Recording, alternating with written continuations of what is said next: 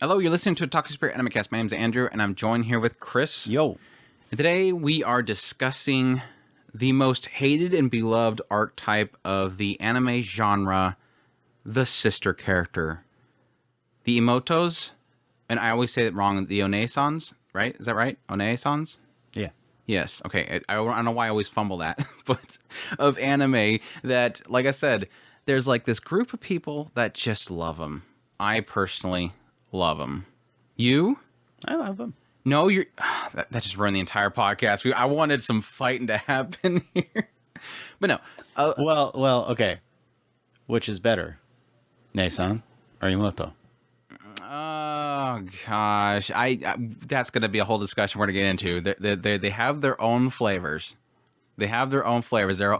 Both have their pros. Neither have their cons, obviously. There's no cons to them. That clear. Because you wanted to make an argument about that. But no, here recently, of course, this season, the summer 2024 anime season, for those that are watching this later on, we have so many sister characters. We have Days My Stepsister has Saki, and that is like a romantic relationship that seems to be bubbling up. Don't know.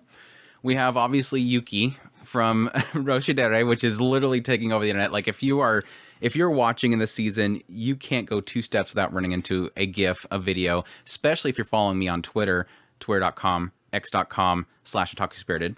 You're getting lots of videos of Yuki. She is an incredible sister character.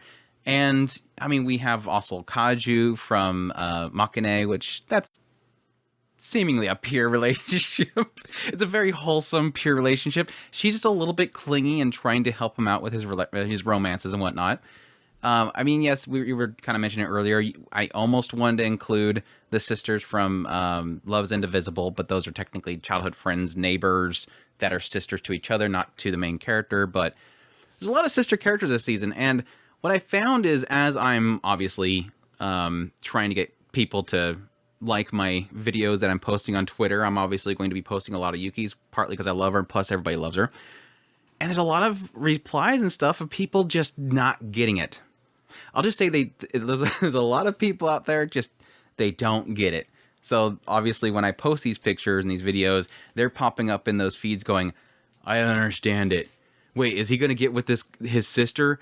Man, I'm not touching this show with a 10-foot pole. Like, there's like this... Yeah, there's some people that are just like, I don't get it. Which we'll get into all those reasonings in a minute. But there is some people that are... It seems like they're disgusted by it.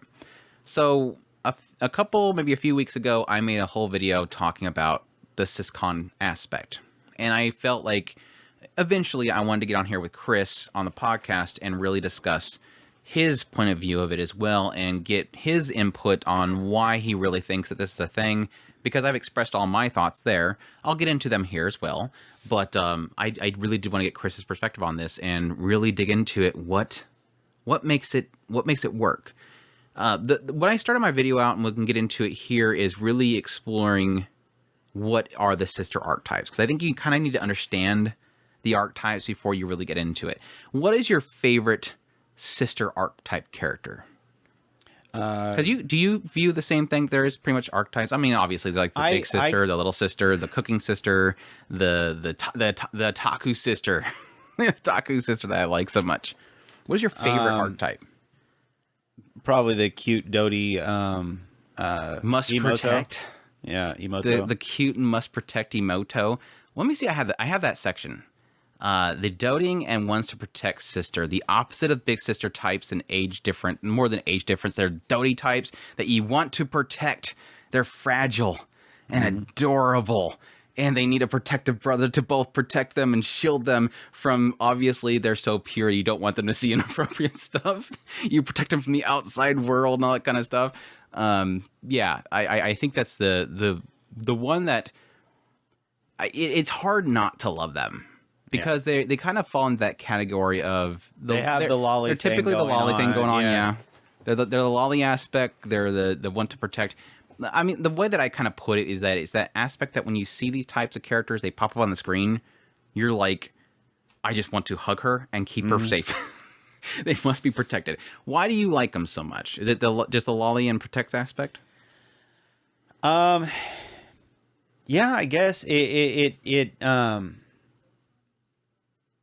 I think that there is that too pure aspect of seeing them kind of bumbling along and doing something just too adorable, or finding something that they just enjoy, and I don't know. I guess in a way it does kind of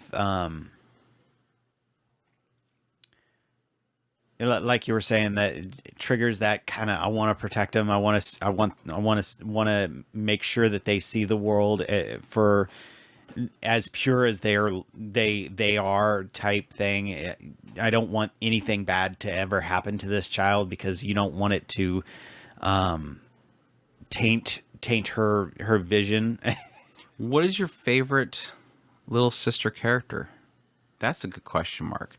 I know you're completely ill prepared for this. Yes, but you gotta have ill prepared. You gotta have something in that noggin when you think little sister characters. Which one immediately pops in your mind? Well, because we talked about her earlier, so I guess Sasami.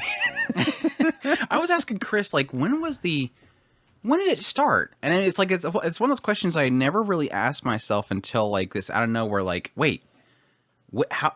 Thinking far back, because like when I think about like, you know, like way older shows, it's like, yeah, there was no sister character in Akira. There was no sister character in Gundam. I mean, there was sister characters, but they weren't like these days sister characters.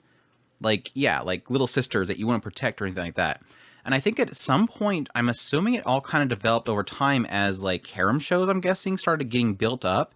And obviously the creators are kind of going, yeah, I'm making all these waifu characters. And they're like, hey, why not make this character a sister character? She's cute. Let's just make her a sister character. And I think it kind of evolved that way. But like the earliest one I can think of was probably Sasami. Like I can't think of anything beyond that where it's like especially his little sister character. Like, yeah, just this doty character, you want to protect her. And she is literally the definition of the type of character that we were just talking about. She's too pure.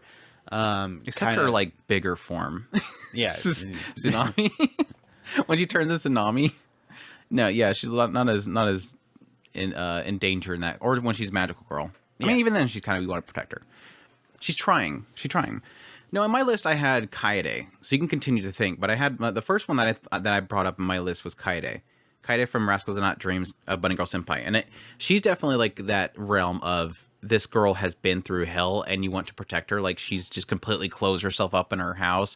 She doesn't trust anybody but her brother. She sneaks into his bed at night. He wakes up in the morning. She's in his bed. She can't sleep alone. Anybody comes to the house, they have to like turn off their phones because she's been harassed and stuff like that so much. She's literally broken. And so there is that element of like, I just want to protect this girl. She got her cute little, I think she had like a panda pajamas that she's always in, and she's just kind of timidly sitting at the door whenever he has somebody over. Kaede is definitely just way too pure. You want to protect her and help her get over her bully trauma. Norn here recently with Mushoku Tensei obviously was a big one. She had some problems in the show early on, but she's definitely even with like the nasty nature that she was, she was a kid. She was a kid. She's seen Paul, her great Paul, being beaten up by some random kid. Yeah, of course she's not gonna like him. But I think it's just one of those things where over time you're seeing how like she's trying so hard to get stronger. She so badly wants to be with her father. And then when she's finally on her own, she's trying to build herself up so that she can be reliable the next time. It's all that kind of stuff mixed in there that makes Norn just a really fantastic character.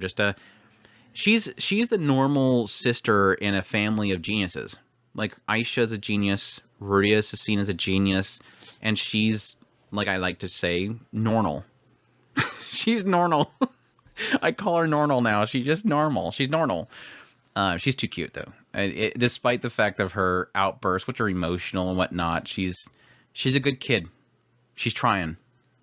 Do you support the normal? Of course. It's like you can't be a real person without supporting the normal. So, are we categorizing Shiro as a Doti Imoto or a otaku girl or a sister?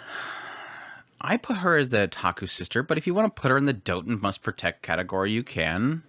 Because I think that she would probably be, but her purity standards are kind of a little skew. So she's a little warped. She's a little bit warped.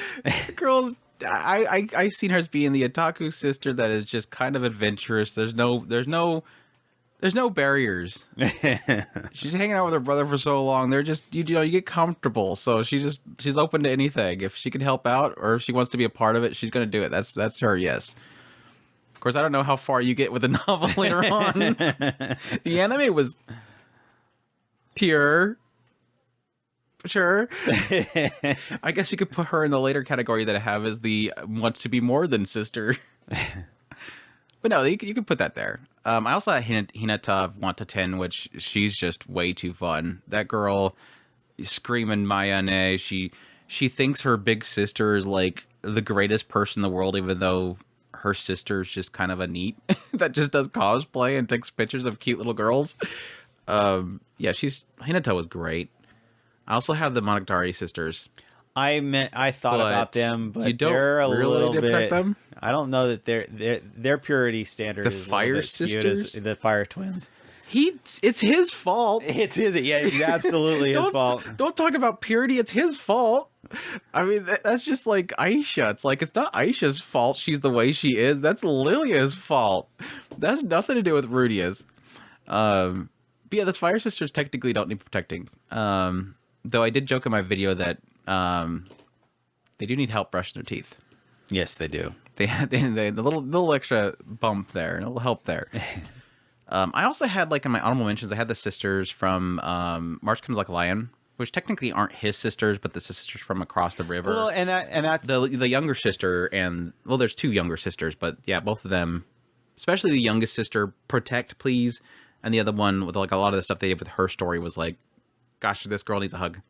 Well, I had thought about Natsushiko as well, because I always considered her kind of a sister, but at the same time, she's technically not.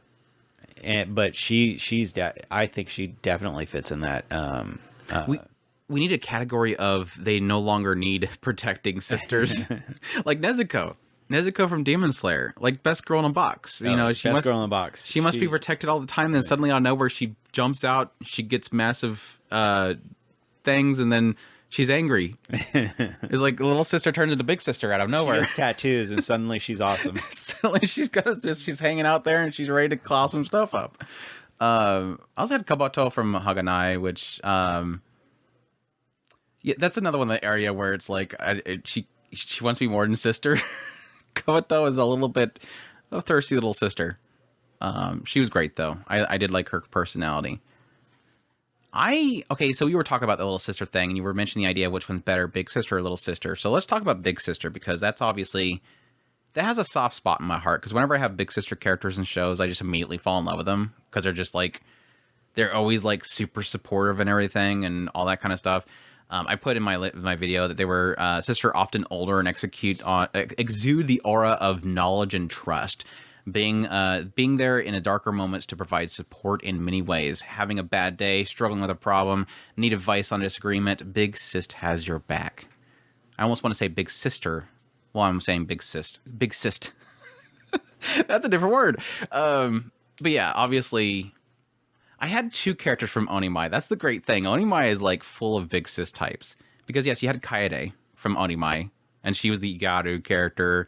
Again, technically not his blood-related sister, but she was like just super cool. Like the theater scene was just like, oh, this girl, I love her so much. Like this extremely embarrassing situation where, again, the main character is turned into a girl, and he doesn't understand that you can't hold it as well.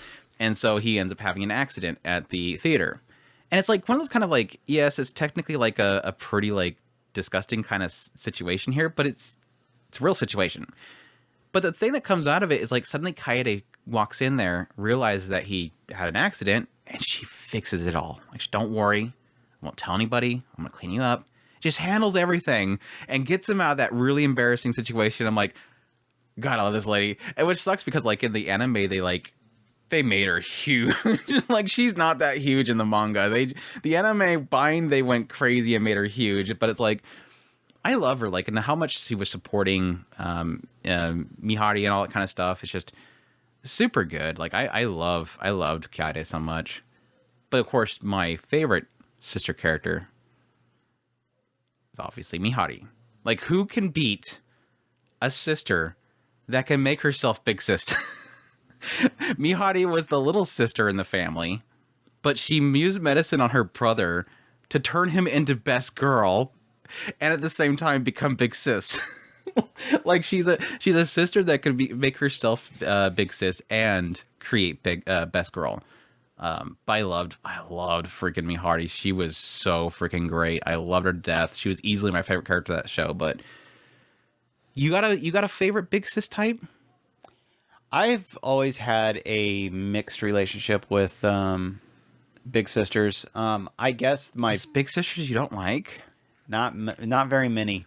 Well, I tend to associate Quintessential them with Quintuplet's big sis was the worst. She was the worst. I tend to associate them with the drunkards. So yeah, because that tends to be the thing that happens a lot between the big sisters and the mothers. Those two tend to come up a lot. I mean, yes, there's a lot of great big sisters and there's a lot of great moms, but those tend to be the two that end up coming out a lot. So, the one that came to mind was the two-hit sister or one-hit sister or whatever. I kind of liked her. She was cool, but that's about the only one that came to mind off the top of my head. There was I guess Ryoko, but she's a drunkard slovenly girl as well. So I only have one in my list that technically is a drinking character, and that was Kana from Bokuyaba. But she doesn't get bad. Like, Kana's like the one where like you go in there and she's sipping up on something, but she's not like flat drunk or anything like that. But Kana from Bokuyaba, Danger in My Heart, I freaking love her so much. She's like the epitome of what I love so much about big sister types, where they're always there. Whenever there's a problem, she's always trying to support. She's trying to be a wingman when she could be a wingman, even if she's mad about the situation, because she almost got like that hint of like jealousy of like, I'll never find a guy, but here my little brother is getting with some girl, like he's got romance going on and I'll never have romance, so I'm kind of jealous, but I'm still gonna support him a little bit here. Kana was great. I loved her so much. Just like when he did that whole speech in the auditorium and she's outside the door and she's just super proud of her brother. My brother's finally fixing. He's coming out of his shell. He's becoming a better boy. She's just super great. I love her so much. She's just, and all of her scenes, like they even have like a walk-in scene with her and she's like, just totally plays into it. I love her a lot. I also had Komachi from Origaru, which, she's not the big sister, but she's a big sis type. Like she does everything like you would get from a big sis type character, even though she's the little sister. But her and Hachiman, I always mess up his name, the main guy. Her and him, they just have like the best little kind of relationship, and obviously in a lot of scenes with Komachi, she's very supportive, similar to Kana of Bokuyaba. She's like always trying to set him up to get with the girls or whatever. So she's like always like a wingman on the side too. So she's great. She's great. I love her. I also had Kongo Des. Again, she's a ship.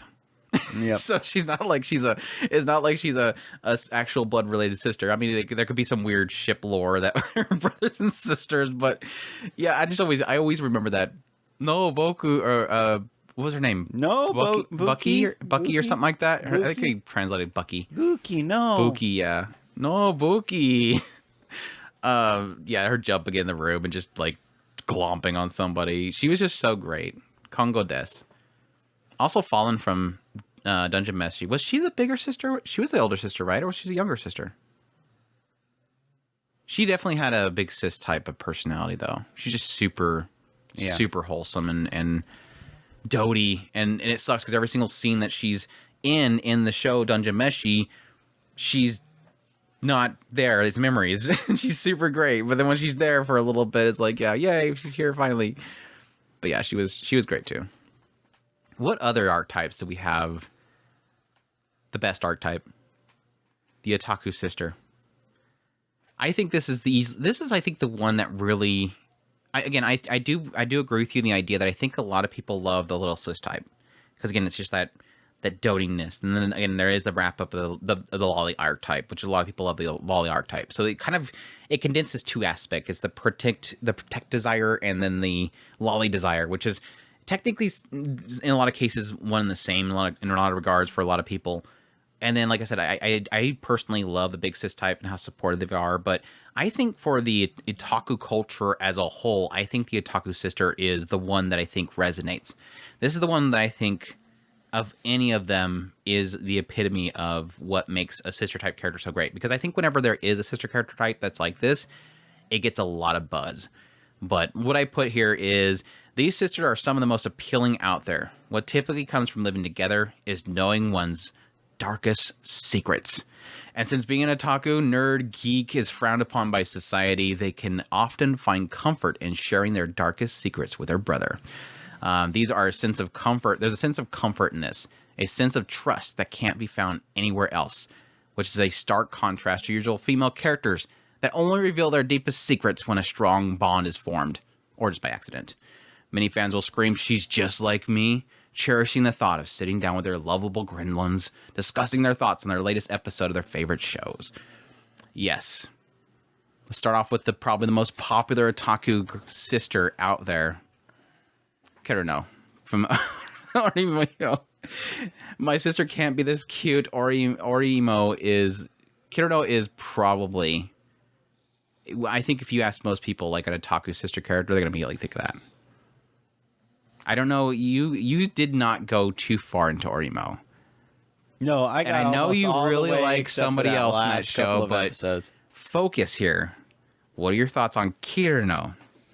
Not your character in that show, Kirino. my girl was much better. Kirino is. I don't hate her. She just. Don't hate her. She's not, like the she's coolest. not her. She likes Arrow. She likes little sister stuff. And that is the greatest. The greatest irony of the entire thing is that she's literally trying to get him to play little sister. That's the. And we're talking like glued stuff. Like she's like I love it. One of the first episodes, she sits him down on her computer, and she has him play this little sister game. He's like, "What the hell are you making me play?" No. The scene is the little sister is in the bed, and again, this is a little sister. This is a really inappropriate game, and the options are let her stay in the bed or kick her out. And of course, he immediately chooses kick her out. And Kirino gets so mad, kicks him off the chairs, like, "What the hell are you doing?" He's like, "I'm not going to sleep with the little girl." It's so great. Again, it's like this. It's such a stupid concept, but it so makes. I get it. It was at some point he does point that out. You want me to play games about liking my little sister? You realize what you're doing, right? And she's like, "The hell oh my god!" Like it suddenly dawns on her, and it's like, this is so stupid. But no, I remember when I first started watching Oreimo, it was like, I think she's just so fun. Yet there is a side of it that's like the really obnoxious like tsundere character. Yeah, she's bad tsundere. But and she's very violent tsundere. So there is a point of it where it's like there is almost too much pushback from her character. So yeah, it's what I kind of agree with you in the idea that it sort of pushes you towards the other character that we're not talking about, Chris. But I did find her.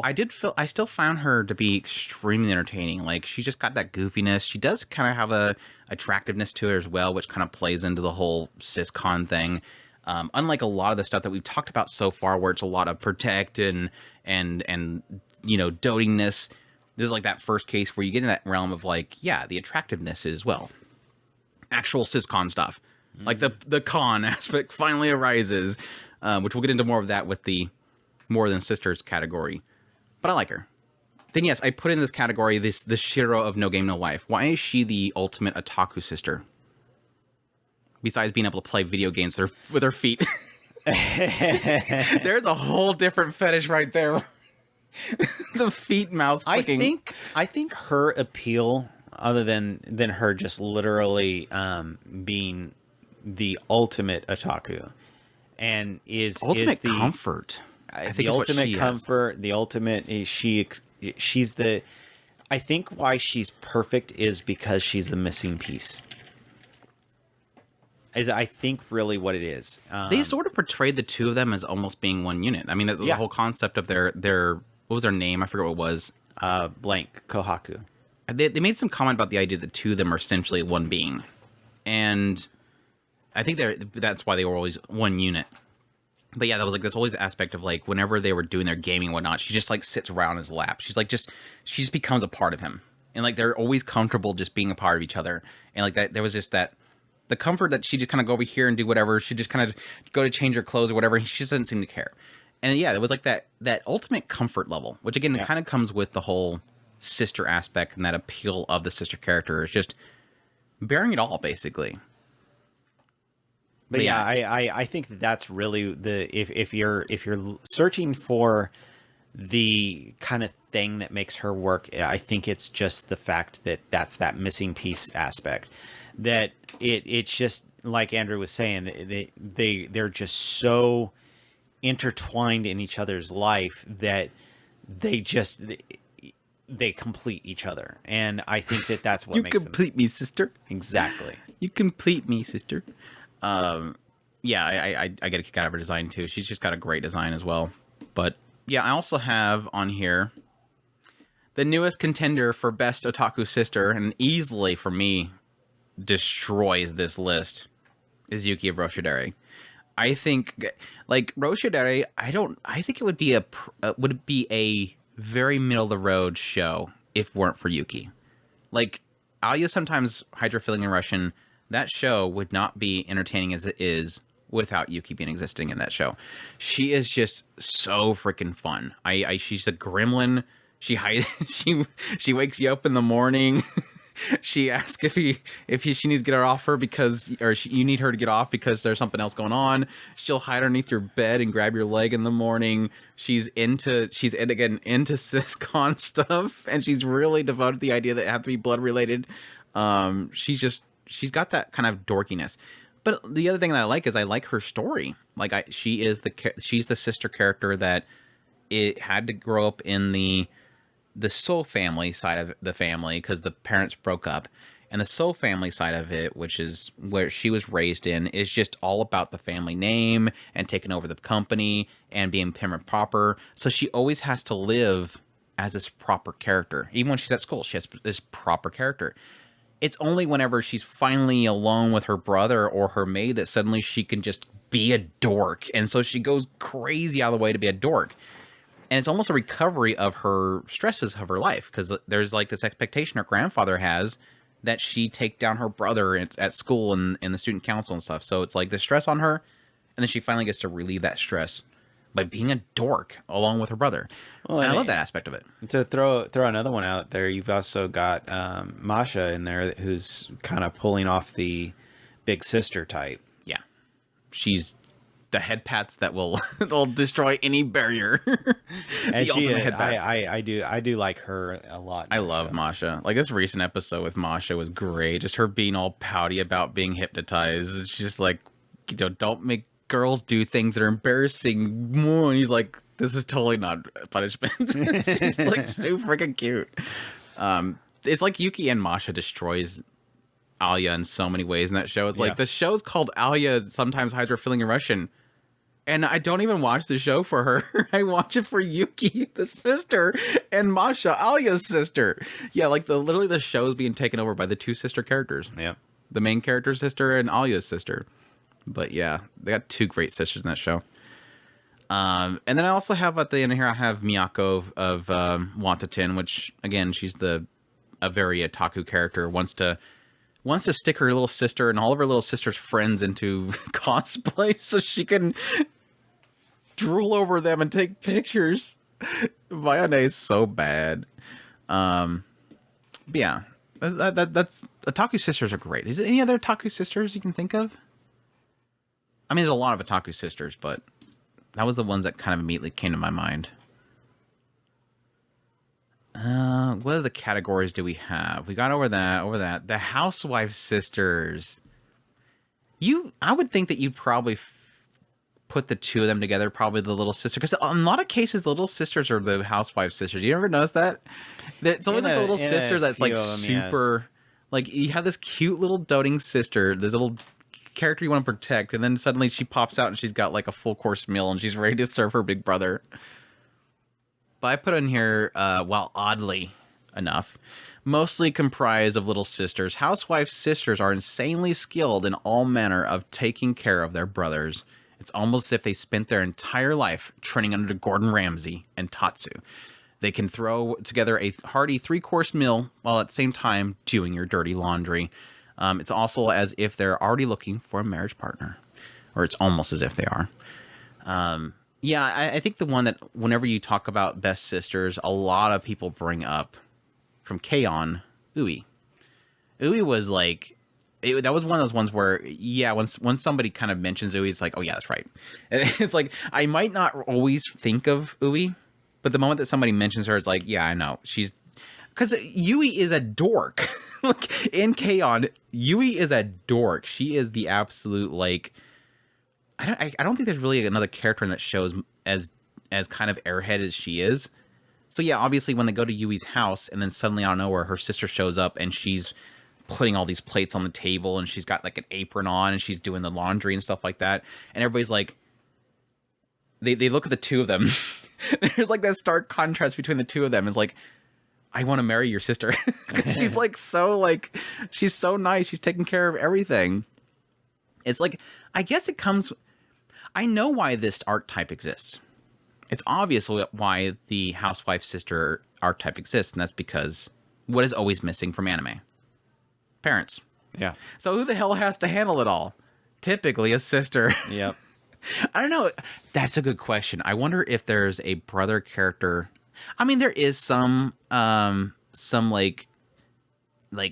almost house husband type of characters like here and there in anime, but it's typically not like a brother. I was thinking of especially not a younger brother. I was thinking of Black Bullet, but then I realized, oh no, he was really the one that was doing all the house cleaning and house. True.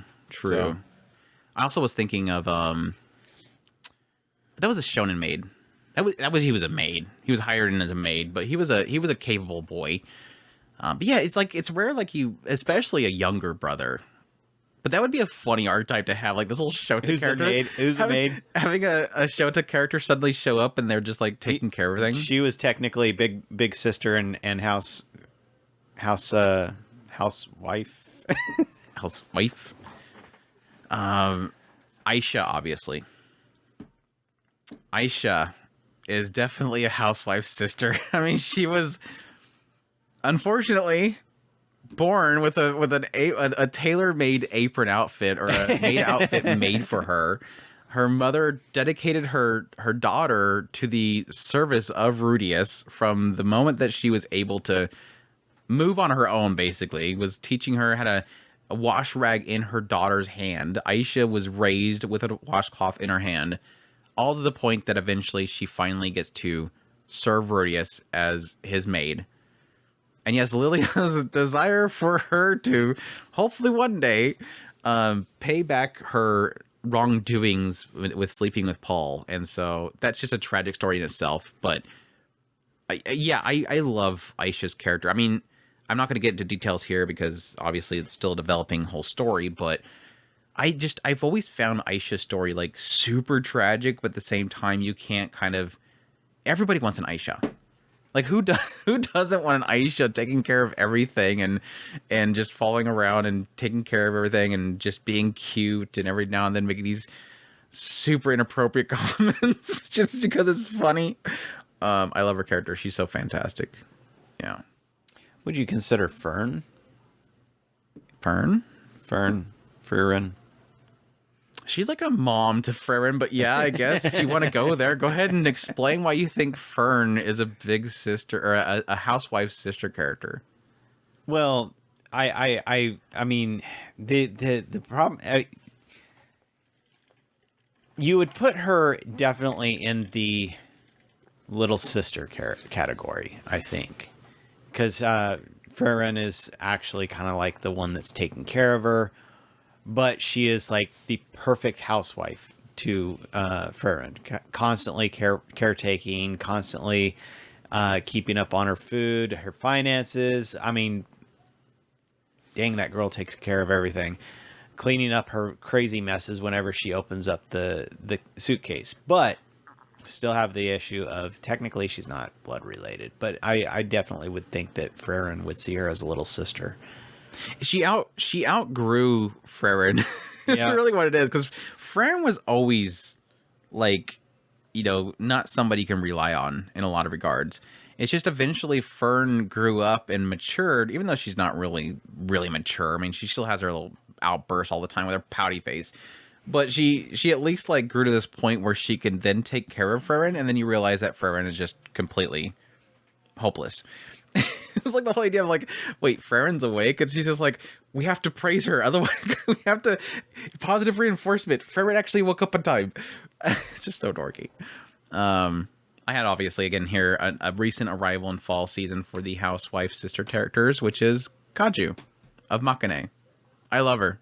I love her so much. She's just so freaking adorable. Just like, again, taking care of him, feeding him. I don't even think they've shown the parents. No, they haven't shown the parents. Yeah, Kaju just pretty much takes care of him. Wants to make them lunches. Like, every now and then kind of sneaks in his room and tries to place orders for books through his ordering system. Checks his texts, tries to be a wingman for him and send texts for him to girls to set him up on dates, and again wants to interview each of the possible love interests. She just wants her brother happy. Like, he's always been a loner, and so she just wants her brother to be happy. It's so cute. I like the whole scene where she's like, oh, did you talk to anybody today? He's like, yeah, I actually talked to like 5 people. You don't have to lie to me. It's like, what the hell? But there's still like a twinge in there of the idea that she doesn't want to lose her brother. Like, I feel like I'm losing my brother because he's finally meeting people. It's like, it's okay. Your friend at school apparently is going to marry you. So that's fine. I love Kaju. Do you like Kaju? Are you on Team Kaju? I like her. She just hasn't in the episodes that I've watched. She hasn't been that prominent yet. You're not keeping up on Makane? I'm trying to keep up with everything else. I've had Makane priority 1. I have had a lot of things going on. I think right now for me, I think Makane is easily taking number 1 for the season. For a while now, Roshidere was fighting, but I think at like around, I think we're about 5 weeks in the season. Out of nowhere, it's just like, yeah, I still love Alya. Sometimes hides her feelings in Russian, especially the Masha and Yuki scenes. But like overall, the show, it's like Makane. It's just it keeps hitting these 10 for 10s, these 10 out of 10 episodes over and over again. I'm like, okay, I'm all right. I'm sorry, Roshidere is dead already. I'm sorry, Makane, stop beating it dead. So good. But anyways, outside of that, I have, I don't know. Would you put Sisters All You Need? That one was kind of a take care of the brother type of character. Now, granted, again, the whole joke there is that it's not really a brother, but like the most unkept secret ever. You knew what it was going to be, but I don't know. I wasn't a big fan of the show, so I can't really say. But I guess you can technically put that character in that category. So, okay, Chris, it's time for the most important category of all the categories. Can you guess what that category is? No. The one that will get us demonetized on YouTube. That category. Yes. Not all anime characters. Not all sisters. No, yeah, I put in here not all anime as the purest intent. But not all sisters have the purest intent. There's, of course, the sisters that want to be more than sisters. When you think of... I'm gonna pose it to you. And when you think of sister or sisters that want to be more than sisters, what immediately comes to mind for an anime? I haven't the slightest clue. Kiss X Sis. Ah. Akko and Rico from Kiss X Sis. Yeah, if you want to put one in this category, that one definitely has to go in there. I mean, there's obviously some other ones that are way worse, but it's pretty bad. It's pretty bad. Like, a show is a sis-con baiting show when it opens up with literally the parents, like, they're shipping it. Like, you don't have to ship the sisters in Kiss X Sis because the parents already got you covered. They're setting you up. But yeah, the Akko and Riko. Which one's your favorite, Akko or Riko? I've always liked Riko. Riko is the bandage one. In so long, I don't remember. Riko was the one with the bandage. I've always liked her. She's always the cutest. But yeah, they're super thirsty for their brother. The crazy crap that they're going into, practicing on each other, practicing on his dolls, all that kind of crazy stuff. That's a wild show. Wasn't there a pillow episode? Yeah, they both ride on a pillow while kissing each other. They just get all into it. Anyways, Kotori from Day Day Live, best sister by the way, or best girl of the show by the way. Who's your best girl? You like Origami, right? Origami? Day Day Live. Oh yeah. Yeah. Or Origami. Yeah, Chris doesn't understand that Kotori is the best girl of the show, and she is a sister character. She's really fantastic. She has 3 different sides to her. She has her sister archetype, she's got her commander archetype, and then she's got her spirit archetype. So she has 3 versions for you, which makes her best girl. She can fit you whatever. She has 3 personalities that fit every desire. Technically, best girl has 3 parts to her as well. But is one of them a sister? She can play sister. Nope. You lose, Chris. Sorry. She's done it. Foiled. She did it. You've been foiled, Chris. But yeah, Kotori's best girl for sure. I love her to death. Sagiri from Eromanga Sensei. I don't know. That's kind of a mixed bag there. I mean, it sort of implies it, but it doesn't really get too much into it. But she technically does kind of fall in that category where she's trying to be more. But yeah, I think she kind of also falls in that little sister archetype where you kind of want to protect her at the same time. There's that perviness that's in there. So it's kind of this conflicting nature. She's got a mix of, like, I was figuring her as probably 3 different. Because she's got that same thing going for her as Kaede. She's got the otaku thing as well. Yeah. She has the Kaede thing. She fits in the category of protect because she's kind of like Kaede where she's kind of closed herself up. She fits in all of them, really. Yeah. Yeah. Except for Big Sis. She's not a Big Sis type. She's definitely not Big Sis type. But she got the otaku that side, though. She would probably be one of the closest to getting up to, as far as my likes, pretty close to Shiro. Because, but that might be more artwork-wise. I think she has such a fantastic artwork.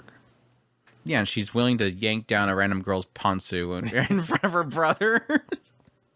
When I was making this list, I was trying to get pictures for all this stuff, and it's like, man, I gotta watch Eromanga Sensei again, because like everything around that girl that she brought in there was like so great, because she had this obsession with trying to act like she's seen wieners and whatnot, and it's just like I don't know, where she just like yanks the pants down. It's like, jeez, this sister crazy. Anyways, what else? Suguha from Sword Art Online. I like her. I didn't like Suguha from Sword Art Online until I played the video game, and it kind of got really deep into what Suguha was going through the entire time that Kirito was stuck in the first Sword Art Online, and how she's always at his bedside. It kind of dug into that a bit. Trying to get in. She actually wanted to get into the game just to see him and everything. It was like, God, I really like this character now. Plus, she's like really hot IRL. It dug more into that in the light novels as well. I assumed that the game was probably an expansion of what was not really adapted, or at least the light novel adapted into the anime, cut a lot of stuff, and the game had the time to actually get into it, I guess is really the best way to put it. Yeah. It's good stuff. All right, so now that we've gotten... Is there any other archetypes you can think of?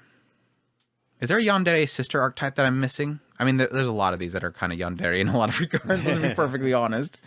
But any other... Well, the nice thing about that is that they kind of can give the edge of the yandere without the kind of downsides to the yandere. So what, murdering people? Yeah, they don't have to murder because they kind of they can flaunt the fact that they're so close. Always coming home. So bingo, they can flaunt the idea that, well, I mean, that's like what Yuki did with Alia. She's like, well, of course they don't know their sister and brother, but it's like the whole thing of like, yeah, I woke up this morning in his bed, and she's like, "What? Yeah, I need a T-shirt." So he gave me one of his T-shirts, and it's like, girl, she just flaunted the fact that she knows so much more about him than her.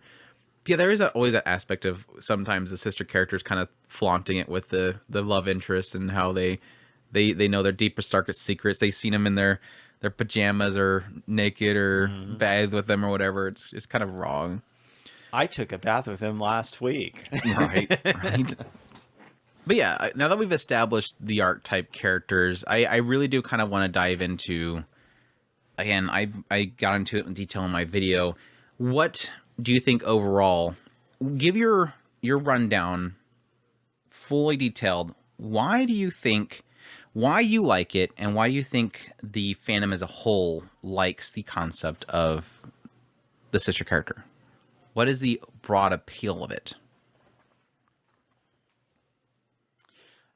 I think that my odd kind of joke about the yandere, I think that that's kind of probably the best way to put it. Is it's one of the things that I think when we had kind of discussed it, when we were talking about archetypes in general, we had mentioned the the sister archetype and what its kind of appeal is. And I think that we kind of hit it well there, but I think this yandere thing is kind of works as well. It's the closer than a childhood friend, and still has that kind of forbidden fruit there at the same time. The yandere is kind of no holds barred, your absolute acceptance. But there's that kind of downside of the, like Andrew joked, the murderous, I'm not going to have anybody else. If I can't have him, nobody can type side. Well, the Emoto kind of breaks that because he's always going to be coming home to you at some point. But it still has that kind of perfect acceptance for the most part. There is some sisters that are not quite accepting, but you have that familial bond already pre-established. So it kind of works out in that respect. It's ultimately, it is the, like I said, the closer than a childhood friend, forbidden fruit. There's all that kind of packaged in one character. So I think that that's really one of the main reasons why it has such a great appeal. Well, that's the kind of the oddest thing is I don't... Because I think we've discussed this before, because I think we discussed this a little bit with our archetypes. We had a whole podcast where we went into like full-on archetypes. It was like this big part of this big 101 thing series that we were doing back when Chris used to have the time to make outlines. And he'd make these broad, like, just spewing of information and massive text, and then I would have to, like, break it down to bullet points just to do a podcast out of it. And, yeah, that was one of the concepts that we got into as a sister archetype, and I remember Chris at the time bringing up the aspect of the forbidden fruit, and I don't know if my mind is different now than it was back then, but I definitely push back on that. I don't necessarily see... At least, again, this is based on just conversations with people here and there and seeing the fandom. I don't think I've ever seen a case where anybody ever really mentions the idea of forbidden fruit. I think it definitely falls into the category of little sisters. But I think for sisters as a broad aspect, I don't think it is technically a roadblock is the taboo. But I've never really found people to kind of, I guess, for lack of a better term, fetishize the idea of I'm not supposed to have this, and that's what makes it appealing. But it does always end up being sort of a roadblock, because I think for most people that appeal to the sister characters, there is some people that are pure, and it's just more of an aspect that I want to have, like the Housewife Sisters. Just I want a girl like that that'll take care of me and pamper me or whatever. There's always levels here, by the way. We're talking like a broad spectrum here. There's the protect sisters. There's the jump in the bed sisters. There's the all these different types of big sister that you just want to have protect you and guide you and you're comfortable with. This is a massive spectrum. But I think in the appeal itself, I don't necessarily want to. Obviously, when it comes to the attractiveness, I don't necessarily think I see many people that really are into it because it's not supposed to be allowed. It's just typically because they fall into what the sister characters are, which is, again, like you were kind of getting into, and I'll get into more in detail in a minute, is the understanding. It's the comfort. It's the knowing all of our dark secrets and all that kind of stuff mixed into one. I don't disagree with you because there's this, I think that really that forbidden fruit thing, where I would point at and say it has to be there is because you have the, like you were talking about, there's the it still triggers people on that. If it wasn't there, it wouldn't trigger that. Oh, I would never mess with my sister. Obviously you wouldn't mess with your sister. That's why this is a thing. Is it necessarily always there? No, mostly because, I mean, you have most of the people who I would suspect kind of hate the idea of the little sister are people who have had little sisters. Yeah. I think that's really where people get kind of stuck on that idea of I don't want this because I immediately think of my little sister. I would never do that with my little sister, blah, blah, blah. Okay, but this is not your little sister, honestly. So, but it is what it is. I don't know. I don't know that that's necessarily always a thing.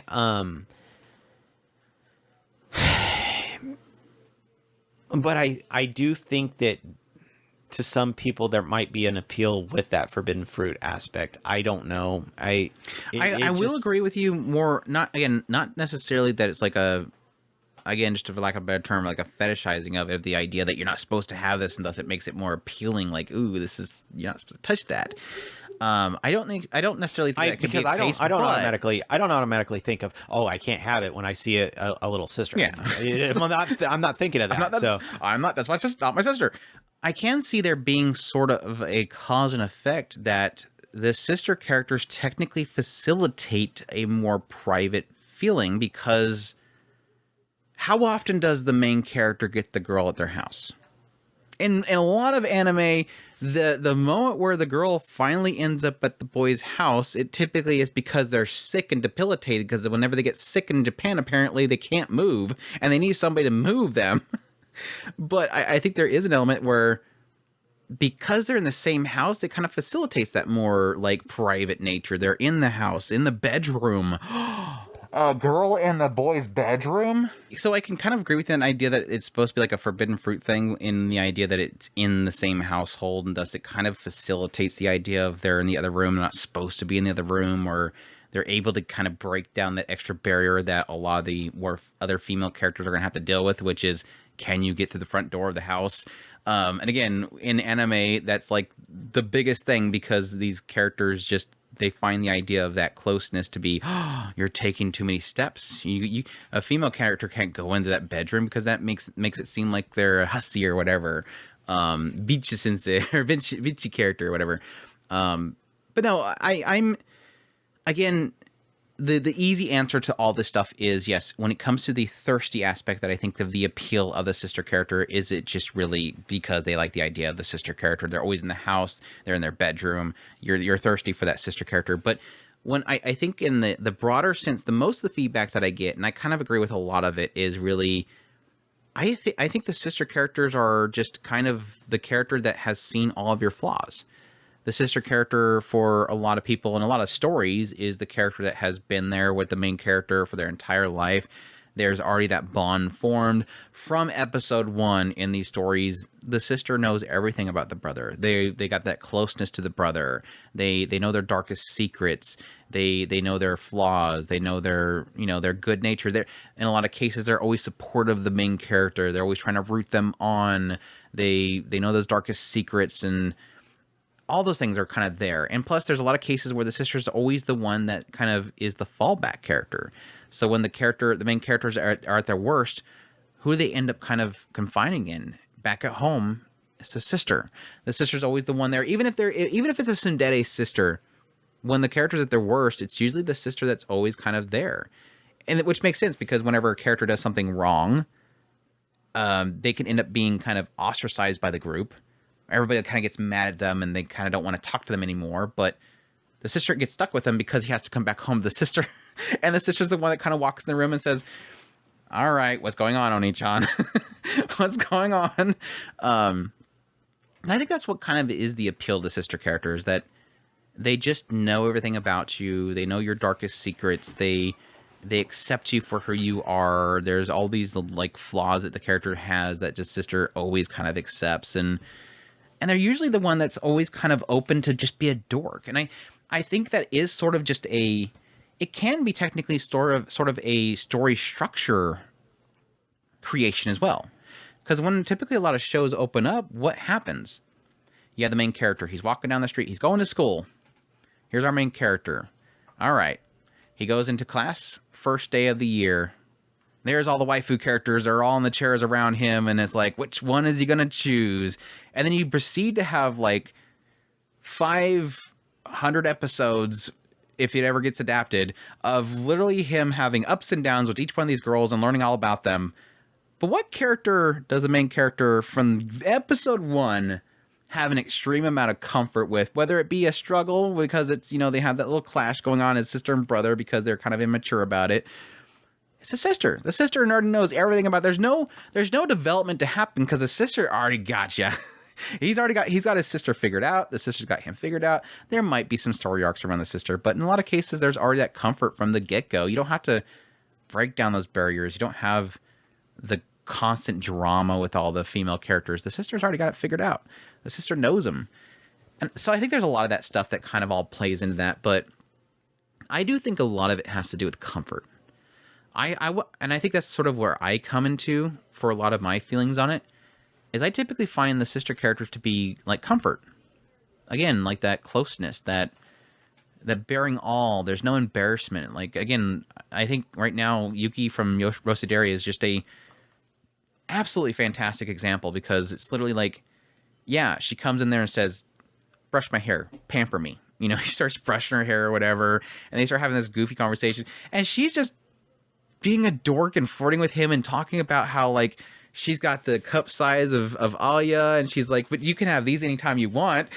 What's better? She said a C cup that you can't have, or this one that you can have whenever you want? And she's just a dork. Like, again, that's not a conversation you're going to have with Alia. If he goes up to Alia and say, hey, you want to joke with me about the fact that I can touch those whenever you want? No, she ain't going to want to talk about that. Again, it's like this insane level of comfort that you just don't really have with any of the other characters, because they're all, yes, there's some archetype characters and waifu characters that are going to be, yes, very flirty and very much open to discussing inappropriate things, but this is like in more of its rawest form. But yeah, again, going back to the discussion earlier about, yeah, the cooking housewife character, she just wants to pamper you. What guy doesn't like the idea of a pampering sister? Yeah, it's that you see a pampering sister, you're like, I want that. Which store do I go to? Which aisle are those on, so I can just take them off the shelf? Where's my truck to get hit so I can isekai there? I just want to take that off the shelf and stick it right in the. One day we'll be at the point where you can walk into a store and just pick up a sister housewife character and just stick them in the cart and trail it off. Plug it in. My wife has beforehand. no emotions is showing us how it can happen. No, she got no emotions though. I'll take a Super Mina though. I'll take a Super Mina. Yeah, I think that's pretty much where I kind of sit. I think I pretty much cover everything that was in my outline for that. It's just really, again, just aspect of those bonds. It's the bonds. It's they know all of your stains, and they know your deepest level. There's all these connections and bonds that are all there. But I think in a lot of regards, whenever I look at people that don't like, and you already got into it a minute ago, is getting into why do people not like? Because like I mentioned, it's when you have a sister character show up. Again, like I said before, me posting Yuki roshidere pictures and videos, it's like there's always these people that are like, gross. the puke emojis and the, oh, so this show's doing that. And it's like, if it does, who cares? Like I'm not going to say that the story of roshidere specifically is going the route of Yuki. I think it's really a fact that Yuki knows that her brother is broken. He has no trust issue. He's got massive trust issues, and she wants him to regain his confidence. And so she's trying to help him. And then it gets to this point where literally Yuki's going, okay, Alya seems like she wants to do this, but I'm not going to trust her because I think she's afraid of Alya abandoning him midway and then him being broke even more. So she wants to keep an eye on her brother. But yeah, there is people that it's like, just the joke about the idea of like, my gosh, he needs to just totally bang Yuki. Like, go after Yuki. Just forget Alya. Boy, get that Yuki. She's ready. She ready. Yeah, like the jokes that people were having when there was that episode where he woke up and Yuki was on his lap, and everybody's like, how he didn't just go at it right there is beyond me. And then they have people are going, you people are disgusting. It's a sister. It's like, it dawned on me when I was making my video, like literally as I was making my video about sis-con, it dawned on me. I'm like, but she's not your sister. Yeah. And I think that's like the biggest break that I get into all this, because like I said earlier, you can make the opposite arguments for everything I made earlier. And again, most of the times it's going to be people that have sisters. They're going to say, I don't want them to know my secrets. They'll never let me forget my secrets. They make fun of me all the time. I can't let them know what I like because they'll make fun of me. And I love the fact that we were mentioning earlier, and I think she's like a great example of this. And I think that some people are going to have better relationship with their sisters. Some people are going to have bad relationship with their sisters. Some just kind of keep this, you keep to yourself, I'll keep to myself, sister relationship. But I think like earlier we mentioned, my gosh, where's she at? Kana. Bokuyaba, Kama. I think she's like the greatest example of this whole discussion here is that Kana is a character when she, in the story of Danger to My Heart, especially the whole first season, you kind of get the sense that he kind of gets it towards the second season. The whole first season, he thinks Kana hates his guts. She terrorized me. He's like, he hates his sister. Like he thinks that his sister is the worst person ever because he thinks that his sister was like just torturing him. But us as a viewer going, no, she's not. I mean, she may have been like that when they were younger, but she's not like that now. She's trying to help you. And he doesn't seem to get it. Like, he thinks that she just wants the worst of him. But then, especially again, like in the second season, you see that she's obviously grown up and she wants to support her brother now. They've both grown up. So I thought that was a good little example there. But yeah, again, all the examples that I've given, the reverse is true, I think, in why people don't like the idea of sister characters is that they've been on the other side of that. They're like, I have experience with an actual sister. Everything you guys are saying that's appealing about them is wrong. And again, yeah, there's the gross. You don't want to inbreed. You can't have like birth defects, people. But again, what it came down to in the end when I was thinking about this is I'm like, but the counter argument to that is they're not your sister. Just like every single one of the waifu characters in any of these shows is not... They're not real. Andrew, wait. You're going to break people's brains. Waifu characters are not real. No. Yuki is real. What are you talking about? Yuki's real. I can't wait till I meet her. Wait. Are you telling me that Shiro's not real? She's real. Yeah, okay. Don't worry, guys. Had me scared. You're probably going to like just completely unsubscribe the channel and everything. I'm going to unsubscribe from my own channel right now. But no, that was the joke. But the reality that kind of came to was like I was sitting there and I'm going through my script. I'm thinking about like how like, yeah, obviously people don't want inbreeding. Obviously people don't like the idea of the main character getting with the sister. That's disgusting because in real life, there's so many people that have actual sisters and they would never think of touching their sister. That's disgusting. And then it's like, but again, it's not your sister in the story. So it's like me liking Yuki of roshidere. That would be like, okay, if you in real life, think about this. This breaks the whole argument about the sister character. I'm about to break it. Ready? If you in real life, you were hanging out with your friend, and then suddenly out of nowhere, your friend's sister shows up. And you're like, dang, his sister's really attractive. and you're hanging out with him and his sister for a little bit, and you realize, I mean, I'm vibing with this girl. Like, she's really great. Like, I'm liking her personality. I know where you're going. She's really smart. Know where you're going. I like her and everything. But I can't date my friend's sister because she's a sister. It's the same argument that if you're watching... I was getting ready to think you were going a different direction.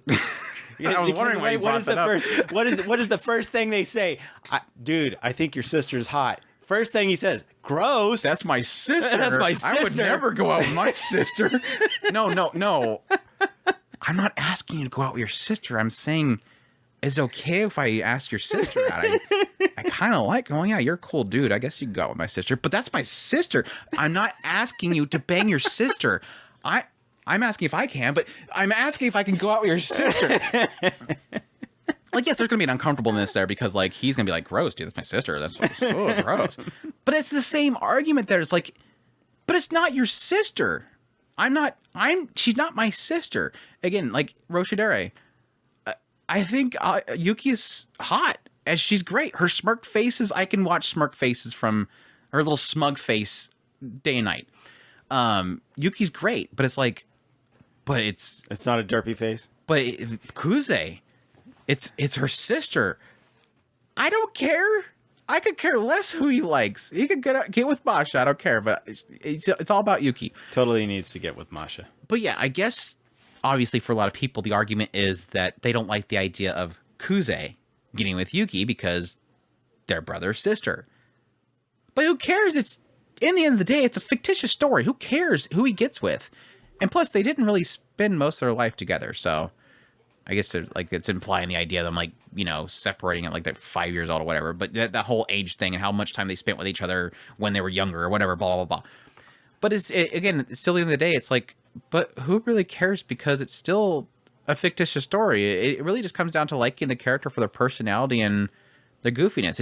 It's just more funny of like the absolute disdain and disgust that people have with even the idea of a sister character being great because they have a sister and you're not allowed to like the sister characters because, I don't know, where'd the sister touch you on the teddy bear? What did your sister do to you? And why does it matter to me? It's like, come on, people. Like, I don't know. When you're in a safe place, you can tell us. She can't hear you right now. You can talk. This is a private conversation. Definitely not recording it. Go ahead. Stupid. It's bizarre. I've fully embraced my degeneracy. I've fully embraced the otaku culture, and thus I accept a lot more things than I think the general public does. And so obviously whenever something like this comes up, it does kind of boggle my mind. Both sides have it. You're going to have people that are like super thirsty on the idea, but then there's like the opposite side that's just like super disgusted by it. But like I said, at the end of the day, it's like it doesn't really matter. And again, I kind of, I guess I contributed to, do you think it's in the same category as the usual policing grade? Like anything that seems to be immorally wrong, you just have to get out there to say something? Or do you think that people generally are disgusted by it? I mean, we've had experience with, you know, living for a brief period of time with, you want to know my theory? People that were living in our house that were sisters, that we kind of seen as sisters. And that was sort of a different situation because we weren't related in any way, shape, or form. We were a little bit older, so there's a little bit difference there. The best example that I have in my mind, really, from my own experience, is really kind of cousins, because we spent quite a while when we were younger, you know, going to different venues and stuff with our cousins and stuff like that. So I guess I can kind of see it there as like a not really an attraction that you can see, but I don't know, maybe it's just because I'm so disconnected from that, I don't really understand it as well. But I kind of wonder sometimes if it's more just is it people that are offended by the idea, or if it's just really kind of just another one of the nights that are coming around and seeing things that you're not supposed to like because it's morally wrong and having to point it out to get, I don't know, like hit the like button. I saved everybody. I think there's 3 groups. This is my theory. I'm gonna hold to 3 groups. There's 3 groups. Name them. 1. Number 1 is obviously the ones that are honestly and earnestly just bothered by it. But I don't think that they're as vocal as they really sound. I find the ones that were like, I have a sister to be the least out of all of them, because you don't necessarily get a lot of them that are like, I would never do that with my sister. It's usually just like, but that's incest. Okay. Thank you. I wasn't sure. Group number 2. Good gosh, I'm so glad you had a dictionary, because I couldn't figure out if it was incest or not. Please give me the second definition too. The second one is the groups that are the loudest, and that's your white knights. Okay. Yeah, the soap boxers. They're the ones that are probably have 500 puke emojis. They have to over exaggerate how horrible it is. They hot barred the puke emoji. Like they woke up that morning going, "Who am I going to save today? Let's go, Twitter. Who am I saving today? There, that gentleman over there. He posted a video of this Yuki character. Let me Google search. No evidence that is a sister character."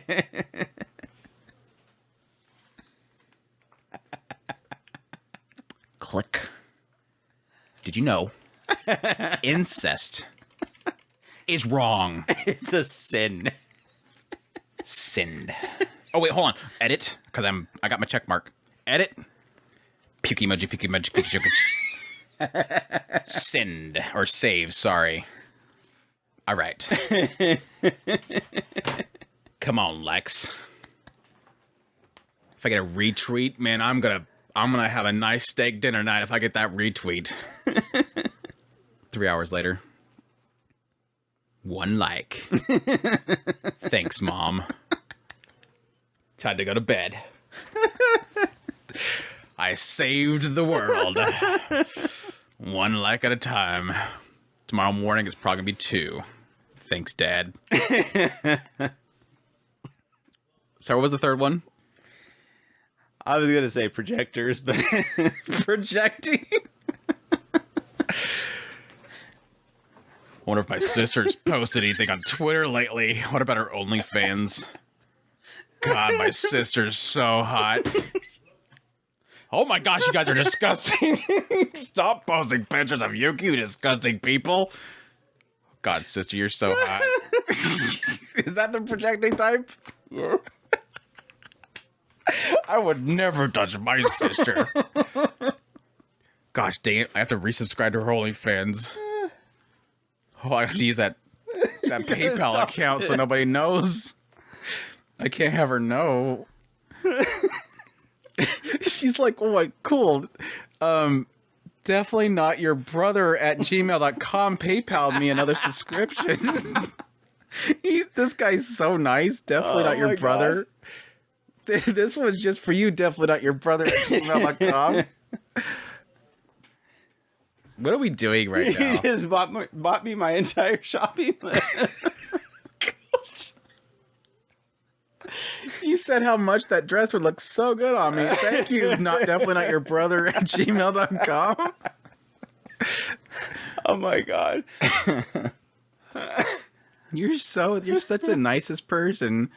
I have a new tier on my OnlyFans. If you subscribe for this much, I'll actually have a personal one-on-one meeting with you, an actual date at a restaurant. Why is it definitely not your brother buying it? He's bought every tier before. He's bought the more expensive tier, but he won't buy that tier? He finally does. He just meets with a panda helmet on. Just too embarrassed. You're the same height as my brother. That's weird. Why do you have a voice changer? Anyways, yes, the projector types. I could definitely see that. But again, I think it's an interesting conundrum. And the oddest thing about the whole situation it's almost one of those things, because we were mentioning earlier about the idea of, I think obviously right now it feels like the sister types are getting more and more popular. I don't know that we've really gotten a season here recently without really having sister type characters, because it's just, it's such an appealing thing. Again, I think of this season especially, it feels like... Are you going to tweet to somebody about how disgusting they are? Not right now. I'm projecting how I do that by talking about it on this podcast. I don't think we've really gotten a season without a sister type character in a long time. And again, I think it's going to be something that's kind of growing more and more because, again, to our discussion earlier about the trying to figure out the origins of it, it feels like it's gradually increasing more and more as we go on. Well, I do, but what I think is more interesting is the evolution of the sisters. They're evolving? They're evolving. How are they evolving, Chris? They're evolving? They are evolving. They're growing. They're growing. They're becoming more... They're becoming sentient. They're becoming... Yeah, they looked at me through the screen, Chris. The other day, Yuki smiled at me. I swear that smirk was for me, Chris. She likes me, Chris. What was that, Sadako or whatever? The one that climbs the TV? Let me get on my Twitter and... Don't tweet about it. I'm going to tweet to you. Don't out me. Puke emojis. Puke emojis. Make sure to like it afterwards so I feel accomplished. No, I think that they have become more of a... I don't want to say a mainstay because they were... I think that they started out as just kind of a character, side character, cute character. Then they became more of a fetishized character, and now they're becoming more of a utilitarian character, where, like you were talking about, how they seem to be more involved in the character's life. They more seem involved to be, for sure. Yeah, they seem to be more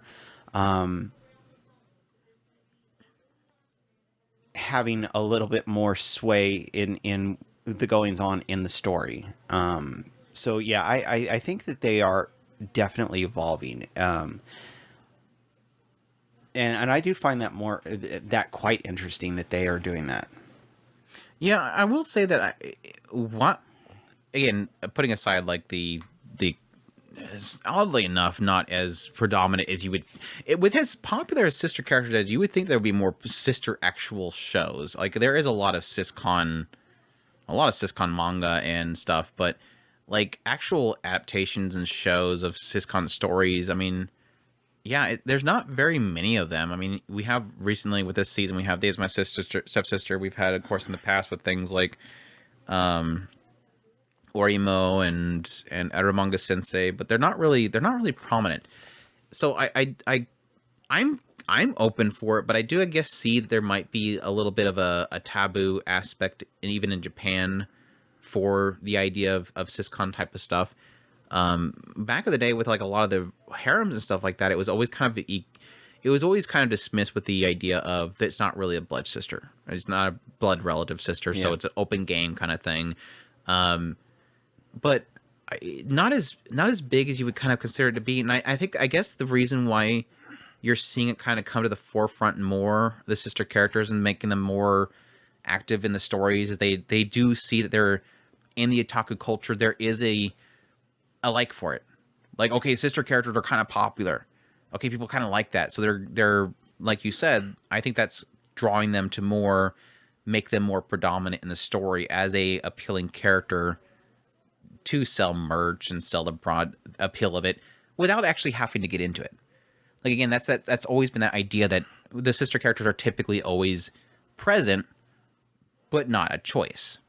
There's the will they, won't they there, but you obviously know it's never going to go that direction. Like, I don't expect roshidere to ever actually have him. I don't think that they're actually ever going to have romantic feelings for each other. I even question the ideas of Days of My Stepsister even going that direction. I think Days of My Stepsister is actually handling it really well. I actually like it. It's not like getting fetishy with it. It's actually a very good story in that regard. But the sister characters are always present, and it doesn't seem like they ever really... It's not like they're trying to go that direction, but they always kind of leave it as an option just for the fans of it. So just like all harem shows, you have your tsundere, you have your, MILF characters, you have your, kuderes, you have your danderes, and then you have your sister. Because why not? Because obviously sister characters are always the best. Mm-hmm. Always Obviously. the best. Yeah, it's. I don't want to forget. There is one sister character I don't like. What's that? Umaru-chan. I love her.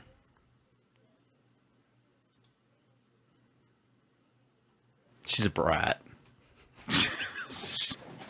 She's a brat. Okay, IGN anime podcast host, tell us more about how great. Tell us how Umaru-chan is just like you for real. I didn't say She's she your was just trash. like- Your I did- trash I did not. gremlin. I did not say that. And see, IGN anime I've club hid my person. feelings about this for years, and I've come out and told you the truth. It's like, I don't know, way back here when Umaru-chan was actually airing, and I'm like, I really don't like this character. I can't get into this show. Like, all the other female characters in Umaru-chan are great. I love the neighbor. She's fantastic. I even fell in love with that stupid dork. The hell was her name? She had like a dorky name too. She's like the Genki character. But anyways, the rival character. And Chris apparently caught up on that, and he's just like, okay, don't say anything positive about the show. And I'm like, God, did you hear that podcast from IGN back when they had podcasts? They might have it again. But in case they haven't brought it back, IGN used to have a podcast, and they were like, they didn't talk about really much current anime. They just kept talking about Sailor Moon. They talked about Sailor Moon, Yuri on Ice, and Pokemon. And Umaru-chan. Yeah, Yuri on Ice. And then Umaru-chan's like, she's my spirit animal. And I'm like, of course you like Umaru. She's annoying. She's a trash monster. I love her so much. And then I'm making fun of it, and Chris is like, crap, I guess I can't like this show anymore. And so when it comes to like, apparently now, since IGN anime podcast has been gone so long, Chris is finally comfortable enough to reveal that he was actually one of the hosts there. No, nah. I know what happened because Chris is an AI that I built. I must have accidentally, I don't know, I left on some Spotify playlist that just randomly popped over to the old episodes of IGN's podcast of anime, and it just suddenly now likes Umaru because she's a was it trash I monster? just didn't hate her. I didn't hate her as much as you did. I liked her. She had some really cute moments, but I despised her as like a sister character because she's literally what the naysayers for sister characters would say. She's horrible to her brother. Like, she treats him like garbage. Like, he would take her out to eat or whatever, and she would get so hissy about it. It was like, his sister does not appreciate, because he was the big brother type. Like, he was doing everything to take care of her, working, feeding her, and everything, and she treated him like garbage. Like, there's these rare moments where suddenly she's like, oh, he's taking care of me. And she gets this little cute look. I'm like, I hate her so much. I hate her so much. She is the worst sister character. There's probably worse. There's probably like some disgusting or like murderous character somewhere. I was going to say there's a couple of murderous ones. But And then you have the worst. ones who want to eat their brother. I forgot.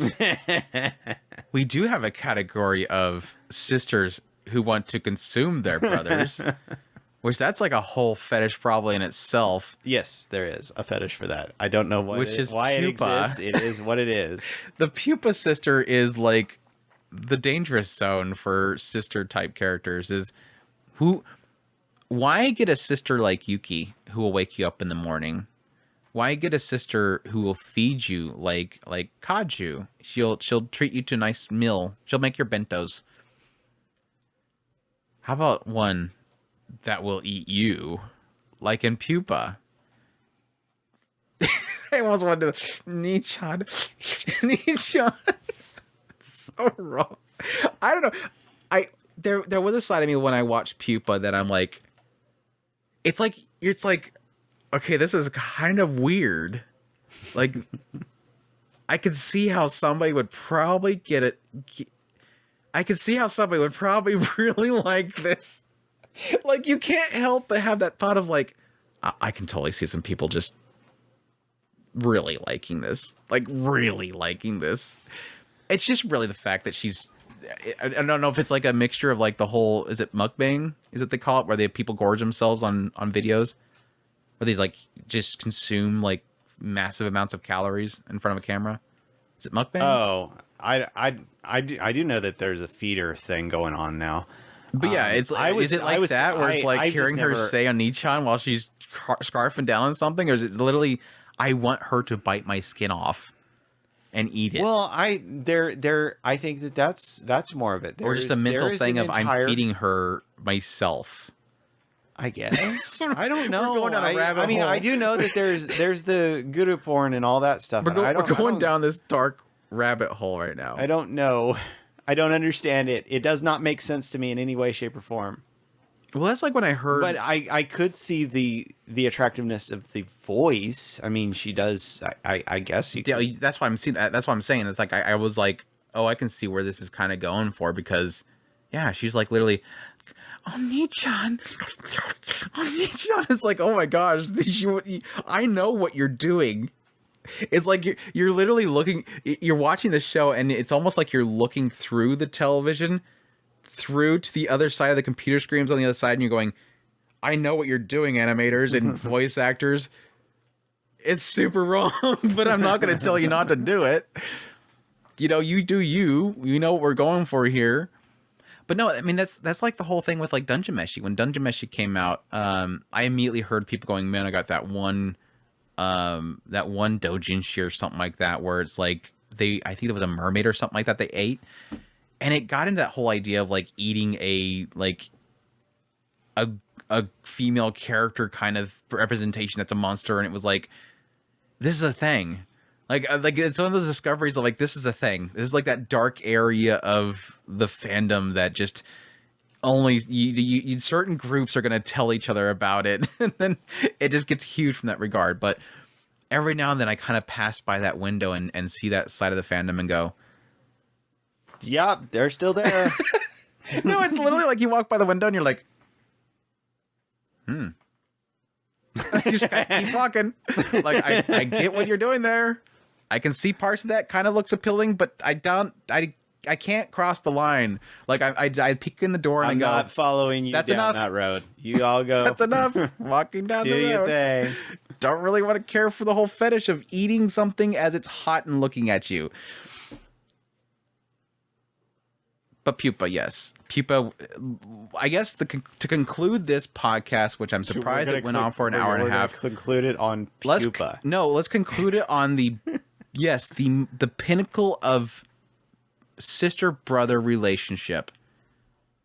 Because, I mean, I actually kind of want to read pupa. There's a morbid curiosity about that. Because I think, didn't you say that you were actually looking into it, or did you look into it? No, I never did. Because the anime I keep the anime was going somewhere. I want somebody to actually explain to me why pupa is a good good show.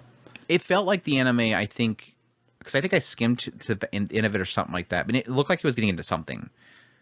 It was one of those little morbid curiosities, but you can admit that it's like the most die-hard brother-sister relationship, because you can go kiss that sis where the two sisters are practicing in his room on his pillow, on his body pillow, and kissing each other and rubbing against each other. Yeah, those two girls are thirsting like crazy for their brother, but their brother ain't taking it. So there's like a one-sided thing here. It shifts a little bit later on.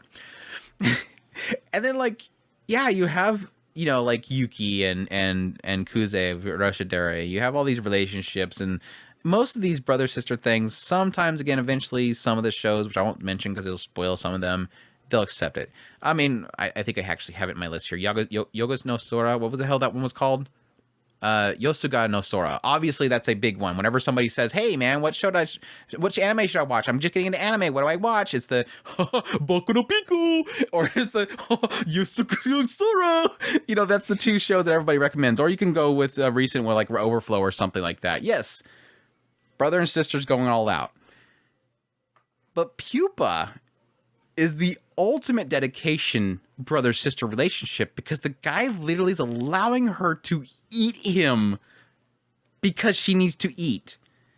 wasn't she eating other people and he was allowing her to eat him so that she didn't kill anybody or something like that? They got something like that. Yeah, so he's keeping her from killing people because she was like a goal or something like that. Well, they both were, and because he was regenerating. He was regenerating. She. Good thing he's able to regenerate because some of the stuff she eats. She gets too far down there and eats something. You want to make sure that comes back. But that's like the ultimate brother-sister relationship right there. I'm glad you brought that up because I wanted to get into that. I think it's important that everybody gets a full spectrum of the brother-sister relationships of anime. Did we not cover anything else? Is there anything else that we have to cover in the brothers? Do you want to bring up any other oddities? None that I can think of off the top of my head, but that doesn't mean that there's not. So funny. It's so funny that the only reason, there's a ton of hentai that has brother sister relationships, but it's so funny. Yeah. Overflow is like the one I always think of because it's got Ilya's Seiyu in it. It's the only reason I knew about it specifically is because it's got Ilya's Seiyu. Anyways, yeah, that's I think we covered everything. I think we did a really good job of kind of covering the spectrum of what makes it what it is. And again, I fully understand if people are bothered by it. I just think I understand why people dislike the idea of people celebrating the sister relationship with the brother character. I don't necessarily see why people would be bothered by people liking the sister character as a waifu because, again, they're not the fan's sister. But again, I almost feel like it's almost like everything else where people just can't seem to accept it. It's just like, let people be. Like, just let people enjoy what they enjoy. Like, don't gatekeep what people can enjoy in the end of the day. So, anyways, sis-con and sister characters in general. Chris tried to push this straight into the direction of sis-con itself. I did technically open up the podcast with sis-con, but it was really the majority of it was really the sister characters and why it makes them appealing, why people hate them, and why they should be allowed because they're not. You're not the brother, so it's safe. You're not the brother. Yeah. Anyways, I think that could be the main takeaway. You're not the brother. At the end of the day, you're not the brother, unless you want to be and you want to play into that. It's fine. If you want, we all want this. We want the sister character to call us onimai-chan. And that's really what it is. We're not gonna get away from that part. That still has to come with it. It's like, yes, I'm not really her brother, but I want her to call me onimai-chan. But that happens with all cute characters. Even if they're not brother already, you want the cute little girl to say onimai-chan. Call me senpai. Yeah. One of the two. Or if you like the other side, you say kohai. I want her to call me kohai. No. My little kohai. My little kohai. Anyways, hope you guys enjoyed this discussion. Please be sure to go down in the comments and tell us puke emojis. Is there a puke emoji on YouTube? I want puke emojis down in there. I know that might actually look bad if somebody comes to the video on YouTube and they go down the comment, because you know what, whenever you go to a video and you're waiting for it to load or whatever, you scroll immediately down to see what the comments are saying, and it's just nothing but a bunch of people saying puke emojis. There's like a side of me that would see people going, why the hell are they puke emoji? I gotta know what the hell's going on up here. There's like that like you see that there's a wreck here, obviously. Like you're driving down the road and you just see puke all over the side of the streets, and you're like, okay, what did people drive by? I gotta know what's down this road. But then there's the other side that's like, stop the brakes. This could be bad. Back up. Do a 2-point turn. Drive to the next block. So I don't know if that's a good thing or a bad thing. It just had like nothing but comments of puke emojis. Anyways. And then there's that one guy. There's that one guy. This was a great video. Click my profile for pictures. Click my profile for pictures. No, the other guy that's literally going, it's incest. Birth defects. Actually. Hit the thumbs up button. Thanks, Mom. we hope you guys enjoyed. As usual, we're at otakuspirit.com. It's where all of our links are. Social media links, ways to get a hold of us, ways to support us. Also social media links for Twitter, which I hit 5,200. Well, it's like 5,260 now. So growing on the Twitters. It's been doing really well there. Yeah, you got to like a check and stuff. I doubt it, but we'll see. Oh, the check mark. Oh, they said they're going to cut me a check. I do get ad revenue from it now, but I don't know if it's going to be all anything. But yes, I do have a check mark now. So I can edit my post when I accidentally forget to do my puke emojis. Click edit. You got to do it within an hour, though. I didn't know they had a time limit on it. You can edit, but you have to do it within an hour. I'm like, what? That's weird. Anyways, yes, we're also at TalkSpear.com. That's where our ways to support us, like Patreon, tips, links on there as well. You also have super thanks and memberships on the YouTube channel as well, depending on where you're listening from. Greatly appreciate everybody that supports the channel. It means so much to us. Until next time, which I'm pretty sure, I'm like 95% sure. Previews for the fall 2024 anime season. It's time, Chris. You say 60 episodes this, or 60 shows this season too? I counted today 62 so far. And we still got, another week and a half of shows typically being added to the list. I will say, just to kind of alleviate a little bit of your stress here, looking through it today, there's like a handful of good new shows. It's a returner season. It's a returner season through and through. It is Natsume's Book of Friends. It's ReZero. Bleach. It's literally the returner shows. What's going to be really big. Yes, there's like Dan and stuff like that, but I don't know. It's going to be one of those seasons where like you're probably going to just watch nothing but returners because it's going to take up your whole list right there. But yeah, 62 shows so far. It's going to be crazy. But anyways, stay tuned for that. But we appreciate you guys for listening. Hope you guys enjoyed. And until next time, you'll take care. Os.